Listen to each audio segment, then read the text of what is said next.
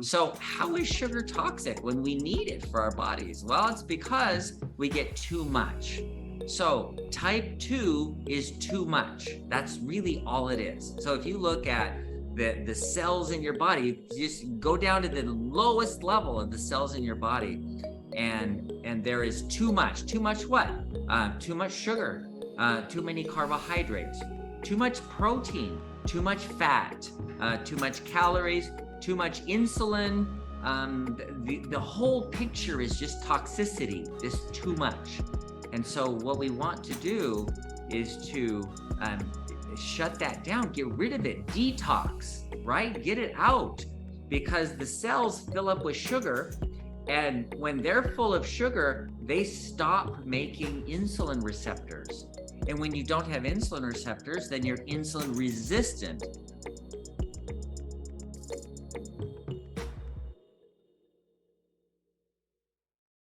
Well, welcome everybody. The Fixed Blood Sugar webinar, episode 194 or something, is live, and here we are. We're in an undisclosed location in the middle of Minnesota. We're having our Barton team retreat this week, and today's my last day in my 40s. So this has been it's been a great ride, everyone. Feel free to say hello in the chat, and let's make sure our chat is working here. Pop in, and we're flying just the two of us today. Leslie actually had to leave. She had a death in the family, so they are on the road back home, and so we're gonna be flying solo. Okay, the chat's working. So yes, welcome everybody. We're gonna give a little bit of time because we did start right at the top of the hour, and we'll give people some time to get on board here. We're going to be talking about type 2 diabetes again. Yeah. Basics. Yeah. I have a t-shirt that says, let's reverse diabetes in 10 million lives. And it's a big goal, but I think we're going to do it.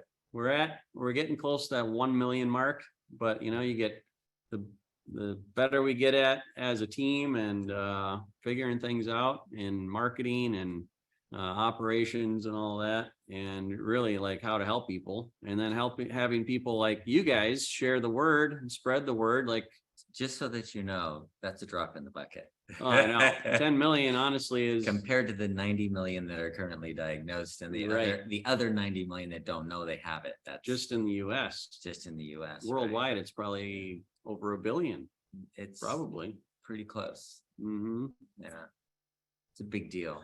But we're helping people live longer, live healthier. And this is it's an interesting situation because there's some doctors that say, you can't reverse. Like, people just won't do the work to reverse type 2. They'll probably say, yeah, it's reversible, but they're like, most people just won't do it. Yeah. But we show people like easy ways to do it. So it's not just like diet and exercise. That's a big part of it, for sure. But there's like nuances and things people can learn, like, what are the foods to be eating and avoiding, and drinks to be avoiding is a big one. And then supplements and vitamins and nutrients and all that help. So what do you want to talk about?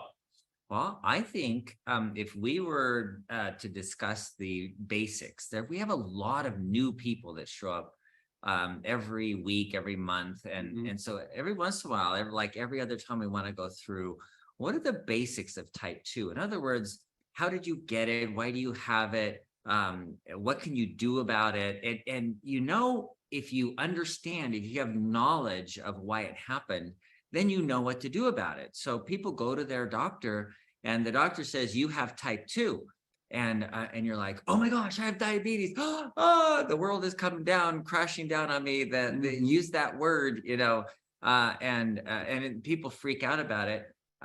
If the doctor, or at least a nutritionist, or some educator in the office could say, okay, this is what happened, and this is why it happened, and this is what it's going to take to reverse it. It's not that hard. We've had people say, I've been 6 weeks on phase 1 and it is gone. My hemoglobin A1C is down to normal. I no longer have type 2. My doctor's amazed that it happened, and all that. It's not that hard. So here's what's going on. Type 2 is simply toxicity. People worry about toxicity all the time. We were talking today about all the plastics in our environment and all the terrible toxins that people want to avoid, and they have this BPA in the plastics in the bottles. So people are getting cans now, water in cans instead of bottles, instead of plastic bottles. And that is a tiny, yes, they're toxic. Yes, they are estrogen analogs, and they do these, they do affect your body in some way. But we skip over the most toxic things in our environment that we like because we like them. So if you look at sugar, sugar is by 100 times farther more toxic than everything else put together, all the environmental toxins put together, all the mold toxins and all the mildew toxins and all the BPA in your plastics and all the lead and mercury and heavy metal toxicities. All of that pales in comparison to sugar, which is a huge toxicity that it's the elephant in the middle of the room that no one wants to talk about. And so they dance around the elephant, and then, or as Jesus said, they strain at a gnat and swallow a camel. It's that kind of difference. Mm-hmm. So how is sugar toxic when we need it for our bodies? Well, it's because we get too much. So type 2 is too much. That's really all it is. So if you look at the cells in your body, just go down to the lowest level of the cells in your body, and there is too much. Too much what? Too much sugar, too many carbohydrates, too much protein, too much fat, too much calories, too much insulin. The whole picture is just toxicity, this too much. And so what we want to do is to shut that down, get rid of it, detox, right? Get it out, because the cells fill up with sugar. And when they're full of sugar, they stop making insulin receptors. And when you don't have insulin receptors, then you're insulin resistant. Why are you insulin resistant? How are you resisting insulin? Well, you go on the cell, and normally there's thousands of receptors around this cell, and now there's none. So the insulin comes along, goes, nope, nothing there, goes over all the cells, there's nothing there. And the blood sugar's going up, so your pancreas is making more insulin and more insulin and more insulin. Come on, we got to get the sugar down. The only way the pancreas knows how to get the sugar down is by making insulin, because insulin binds to the cell and says, oh, open up, let some sugar in, and let the sugar in. But when the cell says, no, we're full, we're shut off from the inside, we're not making any more insulin receptors, and the insulin can't let any sugar in. And if you can't let sugar in the cells, then it just stays in the blood and gets more and more and more and more and more. And so that's why it's called diabetes, because the blood sugar is going up. And it's just because the cells are overloaded. That's the problem. So what do? Well, number one, stop putting stuff in, stop building up the blood sugar levels. And that's all phase 1 is about. You look in the diabetes solution kit, and look in the first chapter in there, the second chapter, phase 1. And the phase 1 of the program is simply a detox from sugar. So you're eating 90 or 20 grams of sugar a day, which is not enough for your body to live on. You can't live on 20 grams of sugar a day. So what happens? Well, you got all this extra sugar in your cells. It's called glycogen. It builds up storage in the cells in your liver and your muscles. And so you start using that up. And after a short period of time of not eating sugar, you use up the glycogen. And then what? And then your body starts looking around and going, I need another source of energy. Where am I going to get it? Oh, I got all this fat on my body. Okay, start using the fat. And so then you start using the fat, and you're training, in a sense. The first part, phase 1 of the program, is a training process of training your body to burn fat instead of sugar. And then you start burning fat, and you don't need insulin to burn fat. It's not required. Fat goes right into the cells. It's fat soluble, goes right in, doesn't require insulin. And so you can burn fat in any cell anytime. So all of a sudden you do this program, and many people have come on, they've come on our program, they've said, gosh, I have more energy. I feel better. Well, why? Well, it's because they no longer are insulin resistant. So they're not required to burn sugar, and they can burn fat, because in reality, when you're insulin resistant and your insulin is really high, insulin is a hormone. It's just a hormone. It's a metabolic hormone that tells your cells in your body, every cell in your body, it says, don't burn fat. So people are going, why do I gain weight so easily? Dang, like I eat half what my what my partner eats, and I'm gaining weight and he's losing weight. What the heck?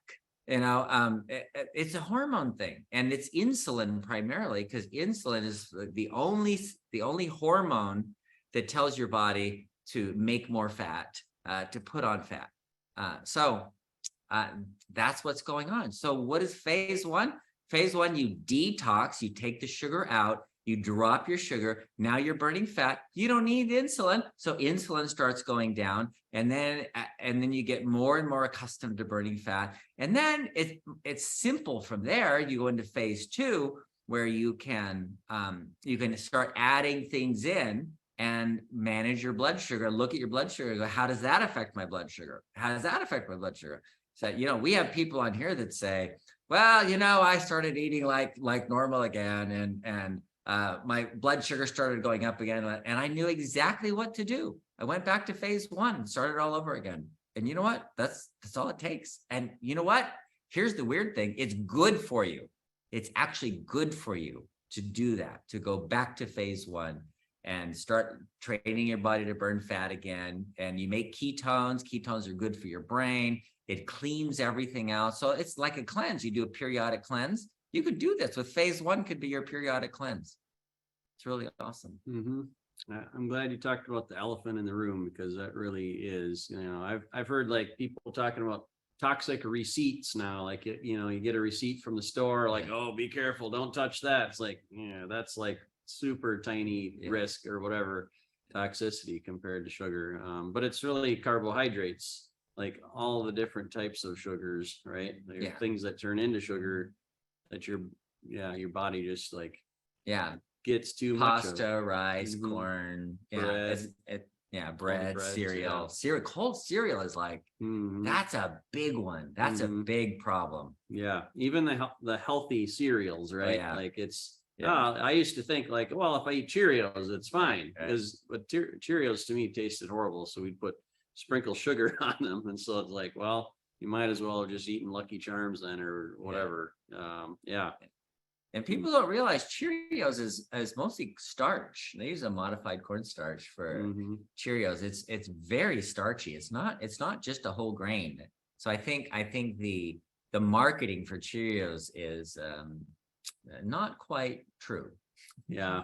How much do food companies put addictive chemicals in to make it even? Like sugar itself is probably addictive in some way, right? But there's other chemicals that are added to foods as well that make it harder. Like monosodium glutamate, I've heard is one. Like that's like a salty, savory, right? But that causes a lot of issues as well. It can, it's an excitotoxin for the nervous system. So that's a toxic thing.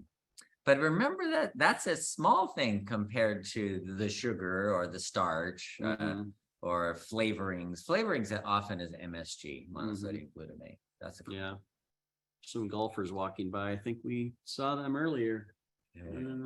Let me give everyone a little glance at what we're looking at here, just for fun. So we're here in the middle of Minnesota. It's raining like crazy. Yeah, it's raining. There's puddles outside, so it's a great day for a webinar today. I thought that'd be kind of fun. And not a great day for golf. No, we did get 9 holes in, me and a few others, so that was fun. But then it just kept raining, so we came back. So, all right. So elephant in the room, like that really is it. Like, look at. So what do you recommend if someone's sitting here like, okay, what do I need to get rid of? Like, look at what did you eat the last couple of days? Write it all down. Like, look at what's in your fridge, what's in your pantry. What do you typically go get when you go out to eat? And like look at every single thing. Like, all right, what's the carb count? What's the fat and protein count? And it's all about keeping the 20 grams of carbs per day. Yeah. Yeah. Yeah. I've actually gone to patients' houses, the ones that say that they're having trouble and they just aren't getting better and it's not working for them.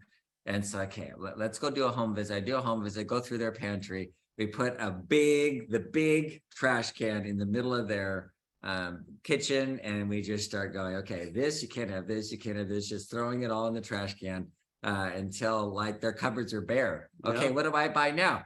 And I give them in the diabetes solution kit, there's a list of things, and these are all the free foods. You go through that list, and I use that as a shopping list and go and buy all of that stuff. You can buy as much of that as you want. And that actually, it worked in one case. In the other case, she didn't. She went back and bought all the same stuff again. Yeah, it'd be fun to do a kitchen makeover again. If anyone wants Dr. Saunders to come into your kitchen and do a makeover, let us know. We might take you up on that. I'm ruthless on video. Yeah, I have no Ruth. No Ruth. Where's Ruth when you need her? So I've got a few supplements here. I want to talk about this. So we've kind of talked about how like nutrition and what you put into your body is the biggest thing, right? As far as food. And then like number 2 would be what? Like as far as like order of magnitude. Exercise is so important. Remember, you have this toxicity of your cells. Your muscle cells have built up a bunch of glycogen, and everything's resistant to insulin because they're full of sugar, glucose, glycogen. And so if you start exercising a lot, you first use up all of that. So your body's going to use sugar first because that's the primary source of energy. So a great way to cleanse out and clean out all that glucose is exercise. Yeah. In fact, you have people like, was it Michael Phelps eating 5,000 calories per meal 3 or 4 times a day? Yeah. But like he's swimming, like swimming, burning tons of calories. Yeah. Miles a day swimming. Yeah. For the most part, though, it is, keep those carbs down.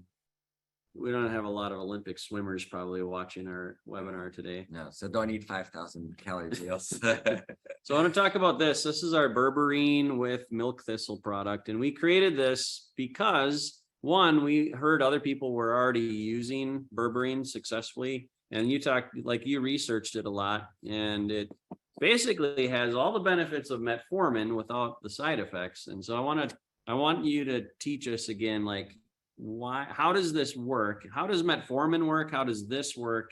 What are the side effects of metformin? What are the side effects of this, if any? There are a little bit, like sometimes digestive issues if you have, at first, but no, let's talk about the berberine. We have had several people who have commented in our program about how they went off metformin and went on to berberine and had better blood sugars right away, being on berberine. Berberine's an amazing substance. It's just like it's like custom made for our time period, because the problems that we have today are really something that berberine helps, because we have metabolic problems of oversupply, and berberine is really good for that. So all of the stuff that we deal with, heart disease, vascular disease, diabetes type 2, especially cancer, berberine is good for. In fact, you can use, there have been several books on using berberine for cancer, just berberine and nothing else. And it's so good for helping the body use energy efficiently, that the way it blocks the use of energy and increases cyclic AMP also tells cancer cells, stops them from using energy so they can't grow. So berberine works on the energy system. Well, what's the problem when you have type 2? It's energy. And what's really interesting is that metformin works in sort of the same way. It kind of does the same thing. in blocking your body's ability to use sugar. So it's kind of forcing your body to burn fat and use fat for energy instead. Well, why is that good? Well, it's the same thing I was just telling us about in the basics course about how you want to be able to use fat for energy. That you're going to get more energy. First of all, you're going to get ketones. Your brain's going to work better. Everything improves when you're using fat for energy, when your stomach is empty, for example, and you're fasting. A big advantage of fasting is that you're training your body to burn fat for energy. Same thing. And berberine does that as well. So berberine is really useful, but it doesn't have the side effects of metformin. That's the advantage. That's one big advantage, is that metformin is also used for cancer. It's also used for longevity. It's also used for diabetes. So it's not just one thing, but the metformin can have the problem of blocking too much of your ability to use sugar. So you're overstocked with sugar, and now you can't use sugar for energy. And so people get cramps in their muscles. That's what I was going to ask you about. How does that work? If you're not using the sugar, like what happens to the sugar that you're eating? Right. Yeah. Then you store, but you can't use it, and the muscles need to use it. Mm-hmm. But if they're blocked, then people would get myopathy, which is the actual breakdown of the muscle cells. And then liver too. Your liver stores a bunch of glycogen, and then the metformin blocks that from being used. Mm-hmm. So it's not ideal. Whereas berberine allows you to burn fat, but still use sugar for energy. Mm-hmm. Interesting. Yeah. So there's a little bit, sometimes people get like discomfort in the stomach. I saw a comment that they makes the stomach make loud noises, but other than that, no side effects. While metformin, they couldn't leave the bathroom. So yeah, I've heard a lot of, and yeah, we've heard several different types of side effects with metformin. One is ED for men, right? Like for whatever reason, that affects that, which is why we created Niagara XL to try to help with that. But really the biggest way to help with that is to reverse the diabetes, first of all, right? Yes. Yeah. So we added milk thistle to this, and that helps with the liver, like, anything you do to keep your liver healthy and cleansed. And there's research that talked about how that helped to, you didn't need as much berberine when you added the milk thistle. So yeah.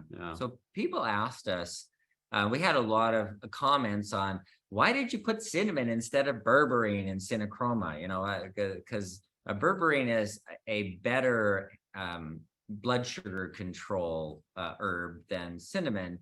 Cinnamon just helps kind of stabilize things, whereas berberine will actually bring it down to normal in some people. And the reason was, the purpose for cinachroma was really a supplement to give people what they needed so that they could, when they're doing phase 1, so that they could get their blood sugar down to normal, because a lot of people are deficient in those nutrients that help you process sugar properly. And so that's what the cinachroma was for. The cinachroma wasn't a remedy for diabetes, so to speak, to make your blood sugar lower, like a drug. That's not what it's about. It's really just about a supplement to allow you to do the program, the phase 1 of the program properly, and it'll work. Because if you have low chromium, for example, your blood sugar may not work. And so you're doing phase 1 of the program, it's just not working. It's not working. Why not? Well, because you're deficient in chromium. You can't use the blood sugar that you have properly, and that's what you need to do to cleanse out everything. So the chromium is important for that. Vitamin D helps you be more sensitive to the insulin that you have, so that you don't need more insulin. So it helps bring down the insulin level. So these are really kind of just helps to help you when you're doing phase 1 of the program. Whereas berberine was a separate thing entirely, because it has a lot of different uses. Like I said, it's used for cancer, it's used for diabetes, it's used for heart disease, it's used for longevity, brain too, right? Brain health. So if we put that in the cinachroma, it just didn't fit right. We needed something separate so that you could use it for all those other things. And these pills, I think the dosage is two pills. So the nice thing about cinachroma is it's one pretty small pill, like this. If we would have added the berberine, then you'd probably be taking 3 pills. And so like it's all you need right here. So real quick, before we get to the questions, we'll do a little promo. So if you're interested in these products or any other products that Dr. Saunders has formulated, bartonnutrition.com is the place to go, or bartonwebinar.com. We put links on there as well, but check out bartonnutrition.com and then use our coupon code webinar 25 and you'll save 25% off. You can stock up on berberine, synechroma, fiber greens, whatever else you want on there. And it's all really good stuff. I think what's one of the differentiators between our company and a lot of other companies is like you actually do all the research and formulate it. And we put in the ingredient, like the dosages that are in the studies that are, like it was this much chromium in this study and, this much alpha lipoic acid or whatever that actually got the results. And whereas other companies will they call it white labeling their supplements, and they'll just put in a little bit of this and a little bit of that, a little bit of berberine, and they'll say it has berberine and it does, but it's not enough in it to really make a difference, which is that was the frustration when we were first looking for supplements was the companies want you to white label theirs, which means you put your label on their formula, but their formulations, when I looked at them, it was like, it had bitter melon and go-to berry and this and that and this and that and it had 100 different ingredients, tiny amounts of each one, and I'm like, no, that's not really what we're looking for. We're looking for something that is actually going to improve the function of the body and build up the levels of chromium and selenium and all those things. Yeah. All right, if you want to start on questions, I'm going to go grab my my lap or my iPad so I don't have to sit there and stare and squint at the screen here. But go ahead and I'll be on. Okay. So John suggests, may I suggest the South Beach Diet Cookbook? It has a lot of low carb meals. Yes, you can suggest that, and anything that helps you if you like the South Beach Diet Cookbook. I read that many years ago and I liked it. I thought it was a good way of doing it, and I've had a lot of people do the South Beach diet. Not a bad choice. It's good. So, and that's what makes it so good. This program is it's simple in that you are doing your program. It's what you want to do. And all you need to do is do the 20 grams of carbohydrates. So you fit whatever you have into that 20 gram guideline, and whatever else you eat is okay. And the fiber, for example, is okay. So if you're eating spinach and lettuce, yeah, that's all carbs. And people say, well, there's all these carbs in, cauliflower, for example, and when they're doing cauliflower rice, but they're not net carbs. So the way we do this is with net carbs. And so you subtract all the fiber carbs out and you have just the sugars and starches that you get to 20 grams, and that's all you do. So South Beach diet, yes, you can use that, but count your carbs. It's just follow the program, no matter what other cookbook or diet program or whatever else you're doing. So Marlene says, how is glucose stored in the liver, causing fatty liver, but does not cause you to be diabetic? That's a really interesting question, because glucose is stored in the liver in the form of glycogen. Glycogen is a starch, and the cells fill up with starch. The fatty liver is a different issue. It's not really from the glucose, it's from fructose. Fructose is not glucose, and it's not made into glucose, and it's not used in the body the way sugar is. It's actually used in the body more the way fat is. So it builds up fat, and you actually create the fatty liver as a separate way. It's a separate toxic problem, which is why you get fatty liver. So that's the difference. But it doesn't mean you're diabetic in that case. You can have fatty liver and have just from insulin resistance and just from being toxic. You have this toxicity in your liver, but that doesn't mean you're diabetic. The diabetes comes at the point where you have so much insulin resistance because it's a little bit at a time, and you build up so much insulin resistance that your blood sugar is now elevated, and then you're diabetic. But all from way back, your insulin resistance could be minor, and you could have fatty liver, and even problems with your nerve, like neuropathy and kidney problems. That could all happen before you ever get diabetes, technically. Pam says, how long before a person with severe IR sees results in phase 1? Severe insulin resistance sees results in phase 1. Okay, how long is it going to take? Okay, that depends. It depends on you. Depends on how strict you are on the IR system. It depends on how insulin resistance, you're trying to get your insulin resistance down. So if you're doing phase 1 very strictly, it could be very fast. But I've had people who were just doing like broth cleanse, for example. They do nothing but drink broth. They eat nothing, and there's no carbohydrates, essentially no carbohydrates in broth, and yet it took 9 days for them to have their normal sugars, normal glucose readings. So, and lack of insulin resistance. We've had other people comment on here. They go, oh yeah, I've been doing this for 1 week and I'm down to normal already. So it depends on how long you've had it, how much insulin resistance there is, and how your metabolism is. So there's a lot of factors that enter into how long it's going to take to reverse that. Kenneth Parker asks, will berberine lower high blood pressure?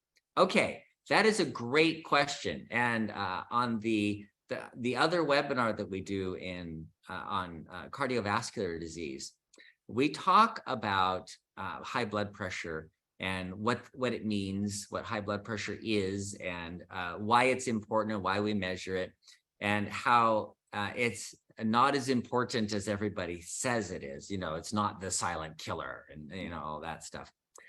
So will berberine lower high blood pressure?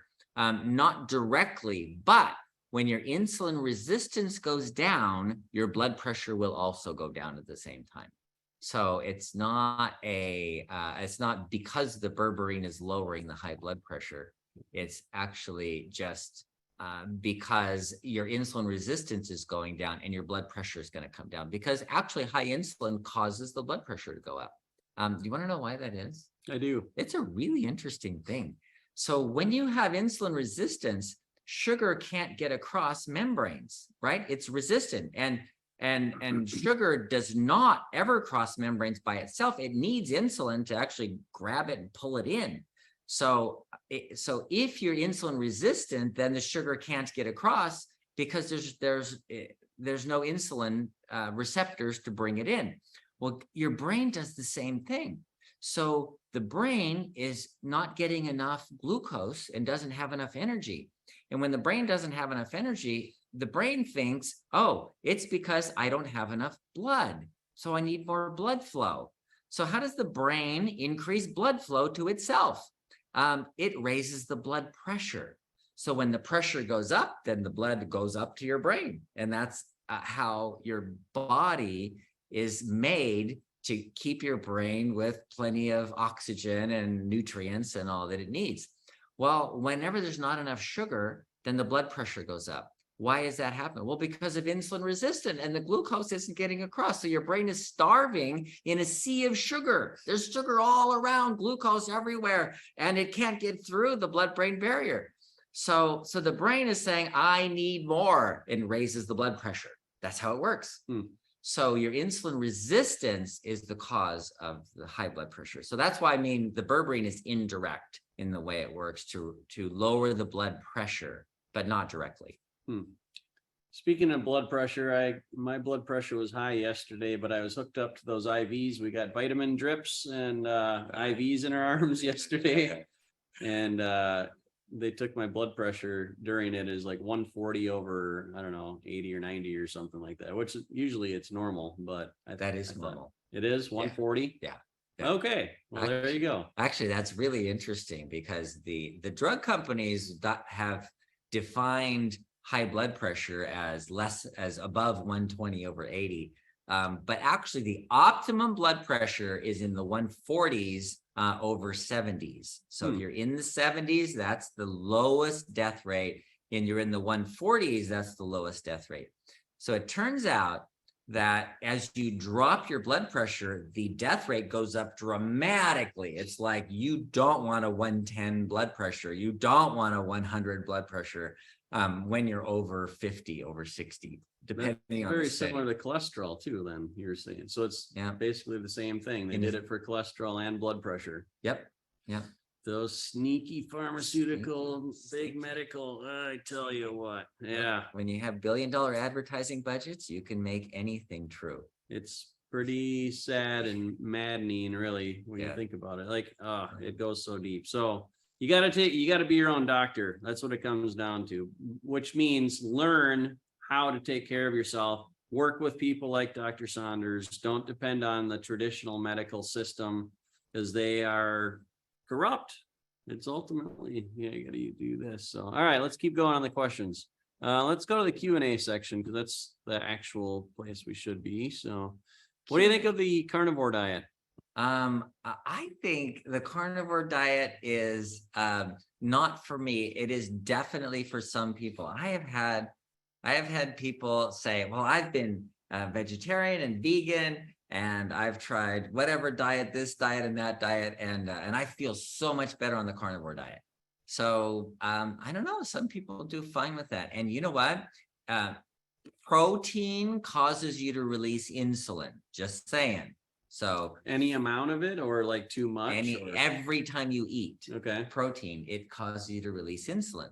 Fat does not cause you to release insulin. So if you're eating fat, you don't release insulin. But if you're eating protein, you do release insulin. So some people are really frustrated when they're eating, a lot. I had somebody, a patient of mine, and it turned out that he was really sensitive to protein for some reason, that he would make a lot of insulin.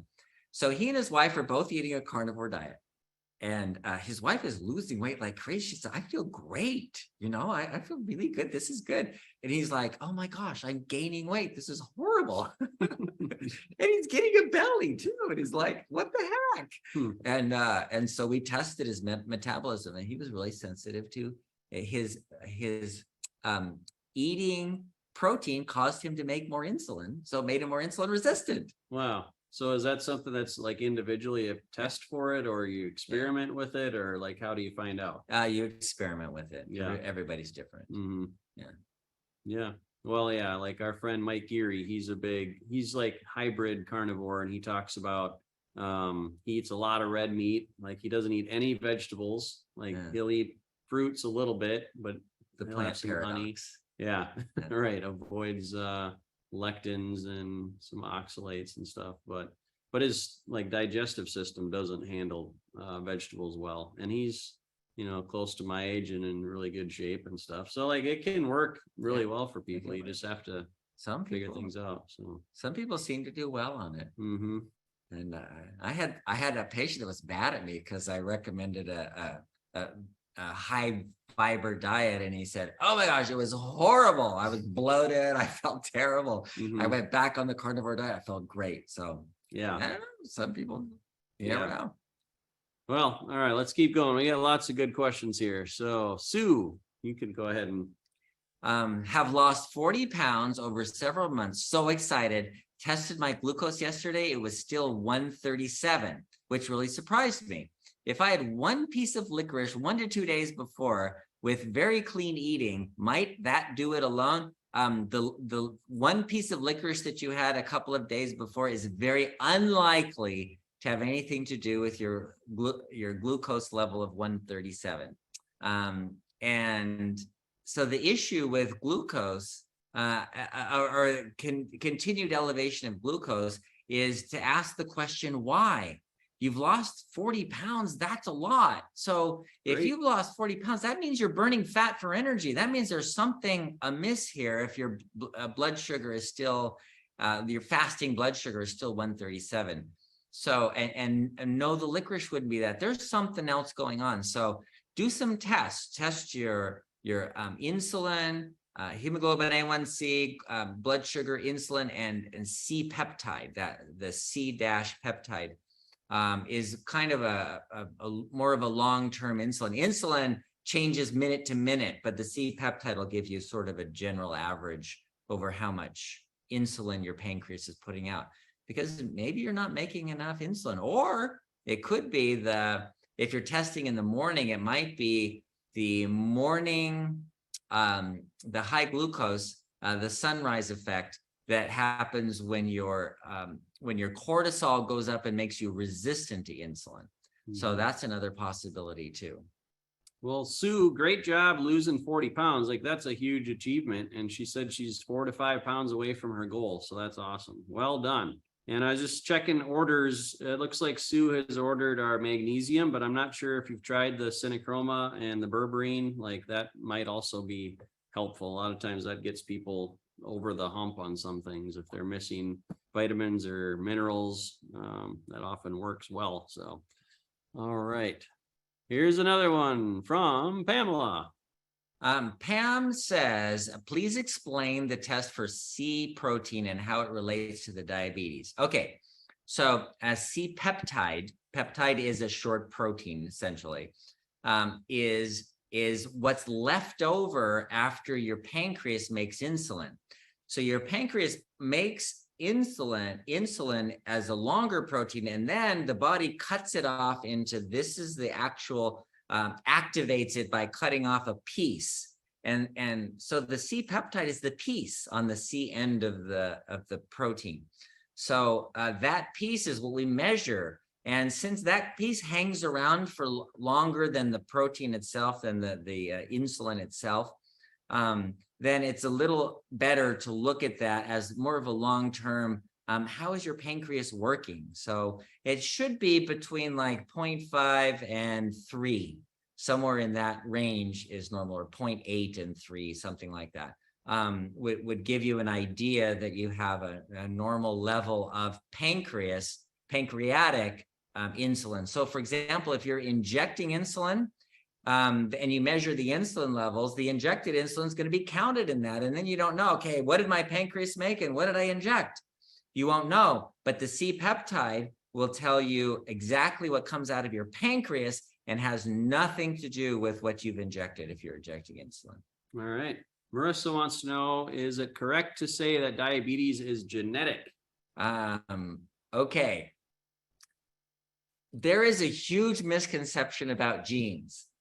Genes give you a predisposition. So they make you more likely to have issues, for example. But genes are by no means definitive. They don't define who you are and what you are. There's something we call epigenetics, and epigenetics is all of the other things, the nutrients that you eat, your lifestyle, your exercise, the stuff that you do, even your stress levels. Remember I told you guys, many of you are new and don't know about that one patient that I had that had, she didn't have diabetes. She had stress-induced diabetes. And so she was living with her daughter, and she and her daughter were just fighting constantly. And so when her daughter moved out into an apartment, and her daughter would call her, "Hi, Mom, how you doing?" And they were best friends as long as they didn't live together, right? But when they were living together, she had diabetes. And when her daughter moved out, she didn't have diabetes. So to say it's genetic, well, yeah, you have a predisposition, a genetic predisposition. But if you look at the Tarahumara Indians in Mexico, in northern Mexico, and then the Pima Indians in Arizona, they are of the same genetic type for diabetes, metabolic type, but in Mexico, the Tarahumara never have diabetes. They don't have any cases of diabetes. But in Arizona, they have 80% of all of the tribe gets diabetes. So that's a huge difference with the same genes. And what's the difference? It's the epigenetics. It's what they eat differently. In Mexico, they have to grow all their own food, and they eat what they grow, essentially. And in Arizona, they Eat American food. Yep. All right, Helena had a question about cholesterol. I'm gonna ask Helena if you can join us tomorrow on our heart health webinar. That'd be a great place for that. But we want to keep today's a little bit more on diabetes and blood sugar if we can. And then, so just go to bartonwebinar.com and there should be a sign up place to register for that heart health webinar. You can join us again tomorrow at noon Central. All right, let's see. Turmeric. All right, turmeric. When do you take it? Morning, night? Okay. Turmeric is an herb that lowers inflammation. It has something called curcumin that is really good at shutting down inflammation in the body. And turmeric could be taken anytime. It's not a time thing. But here's the issue with turmeric and most herbs, including, I'm not sure, I don't have any studies on berberine, but it might be an issue with berberine too. So I've recommended this to people often, is to take turmeric more periodically, like when you need it, or if you're taking it long term to lower inflammation generally, find out why you have inflammation, get rid of the inflammation so that you don't need it all the time. So you can take it morning and night. You can take it twice a day. We have people doing that, or any time of day. But if you're taking it more long-term, try taking it like for 5 days and taking 2 days off, and then take it for 5 days and 2 days off. There's a lot of research now coming out about resistance or becoming accustomed to things. They stop working if you don't give it some time off, including nutrients, even magnesium. Your intestines won't absorb it as well if you take it every single day. There's some questions about CKD. I don't even know what that is. So. Chronic kidney disease, stage 3. Got it. Okay. So what if you also have stage 3 chronic kidney disease? Okay, stage 3 means that when you do a test, the regular metabolic test, you will see the estimated GFR, glomerular filtration rate, is a little lower than it should be. So it should be around 60, depending on which type they use. And if it's less than that, if it's in the 50s, then you have stage 3 kidney disease. And what that means is that this has affected your kidneys. So if you have that, the number one best thing you can do is control your blood sugar, and not with drugs. So the best thing to do is do phase 1 of the program. And it also doesn't mean that you take more berberine or you take more synochroma.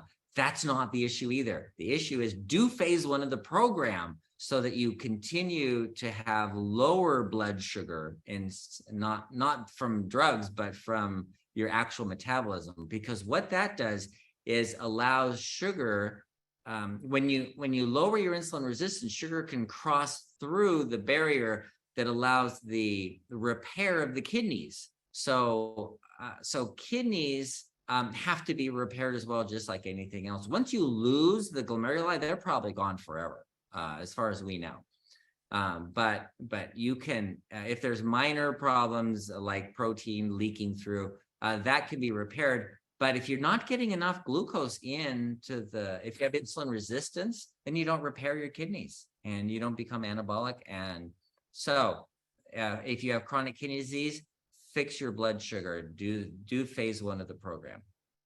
And she asked if she can take berberine with chronic kidney disease. Yeah, somebody asked that last time. And I actually looked it up, did some research, and absolutely, berberine is not, some of it is excreted in the kidneys, but it's also the liver, and there's no toxicity to it for the kidneys at all. All right, Carlin, synochroma has been a blessing to me and helped take me from a diabetes 11.8 A1C and 332 glucose readings to a pre-diabetic 6.4 A1C and 107 glucose. Is synochroma formulated so it does not damage the organs? Is it healthy for a non-diabetic to take synochroma to maintain healthy A1C levels? That's a great question. And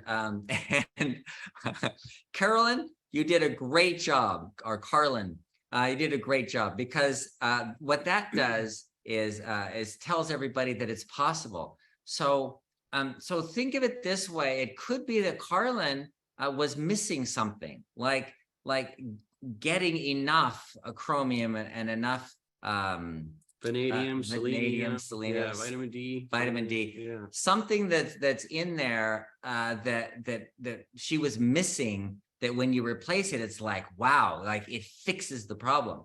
Because we've had plenty of other people say, I've been taking it for 6 months and it's no better.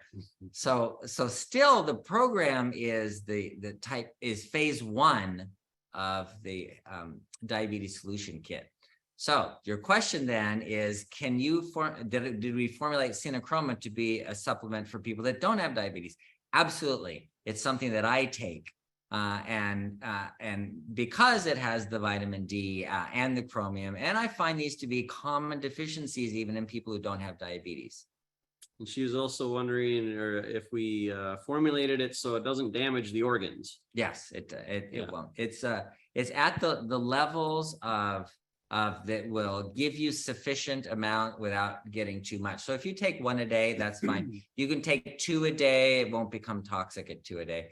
If you were to take a lot more, you need about a milligram a day of selenium to get toxic, and that's the only one that becomes toxic. So you would need 5 a day for a long period of time before you could become toxic on that. So yeah, 1 a day is fine. Brandon says our grocery list is a little sparse. Is there a larger version? It is a little sparse. Yeah, there is. Go on the internet and look at ketogenic diets, and some of them are going to have great lists, grocery lists of things you can buy. Yeah, the what we have in the diabetes solution kit is to get you started. This is not. It's probably got 80% of what they need, though, I'd imagine. I mean, you can find other things that are lower carbs, but yeah. And we have to think about, like, we're helping people all around the world that go to grocery stores. I mean, someone in Pakistan is probably going to have different ingredients than someone in, Detroit. So, yeah, but yeah, this is stuff that I live off of. I know, the average American has like 12 dishes that they eat, and they don't really go outside of that. So they just kind of rotate around these 12 dishes. And so, yeah, if you look at that, you go, no, I don't eat that. I don't eat that. Well, there's nothing on here for me because nothing's on my list. That's, I think, something we should talk about, because we have recipes. So, like, I don't know, there's probably 50, 60 recipes in the diabetes solution kit. But if you just found like 10 of them that you loved, like, that's all you need. Like, just eat that all the time. Yeah. That's enough variety, and it's, low carb and tastes good. And yeah, I agree. All right, let's see what else we have here. Can you take berberine and Synachroma together? Yes. The berberine is fine with the Synachroma. Like Joe was saying, the reason we didn't put them together is because berberine is used for a lot of other reasons outside of what Synachroma would be used for, and you'd have to be taking a whole bunch of pills. So yeah, you just take a whole bunch of pills anyway. Scott asked, what is the discount code again? So it's webinar 25, and that's good at bartonnutrition.com and bartonwebinar.com. Webinar 25, save 25% off. Okay, what else we got here? I did an index reading. Let's see, index finger test reading 118, then a second one on the middle finger of 120. Make sure to wash the hands first. I think someone else had said that and I did this before. I tested my blood sugar on my left hand, and it was like 118, and then the right hand was 97. And you said the machine itself is within 20%. So, you can be off by 10 or 20, and that's actually within the error rate of the machine. Let's see, Mark Fox, who I need to talk to you about after this, by the way. We're going to set up a call with him. Hi, Mark. All right, where do we see the high blood pressure is not as bad as everyone thinks video to watch? Not the silent killer, the comment Dr. Saunders just mentioned. I don't know if we've... Oh, yeah, no. We did one on the other webinar, on the cardiovascular webinar that's on Thursdays. So if you go to that cardiovascular webinar, there's only like 10 of them. And so you could find the one for blood pressure. Yeah, go to our YouTube channel, and Barton Webinar is the YouTube channel. And then if you just search the last couple of weeks, probably it's on one of those heart health webinars. It's under heart disease myths. We're going through each one of the myths, the cholesterol myth, the diabetes myth, the obesity myth, the blood pressure myth, all those. Yep. Mark, we'll be getting back to you soon. I got to talk to you about, he's a rocket scientist. He's got a literally? device with Yeah. frequencies that help with all sorts of things. It's pretty fascinating. So we might have him on one of these Okay. soon. So, That'd be all cool. right. This Scott says we should turn these into podcasts. That'd be great. And you can listen to them on the run. Well, again, so you can find us, the recordings are all on our YouTube channel. So just go to YouTube and then search Barton webinar, and you can find, a week's worth of, you can listen nonstop for a week of all the webinars we've recorded. So, all right. Why am I pre-diabetic? My hemoglobin A1C is 5.6, should be less than 5.7. Not quite understanding that. Okay, look at it this way.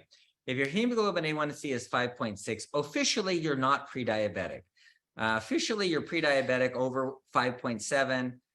So 5.6, actually 5.7 is the line. So you're still not pre-diabetic. But the issue here is not a yes or no question. It's where are you on the scale? So you can have low blood sugar. In fact, I've had 2 people recently with their hemoglobin A1C of 5.0 or 5.1. I think one of them was 5.0, the other 5.1. And I'm like, great, you don't have diabetes, you're not at risk, but the insulin level was really high. So what's happening is they're going crazy because their insulin is not allowing them to use fat for energy. So they're stuck on using sugar. And so they eat, the sugar goes way up, they release a bunch of insulin, the blood sugar drops way down low. So they're like way high and way low. And so the average, it looks normal because that's the hemoglobin A1C is just an average. So they're really high, really low, and their average looks good, but it was not healthy. No, it wasn't good. So the hemoglobin A1C is just to give you an idea of what might be going on. It doesn't tell you the whole story.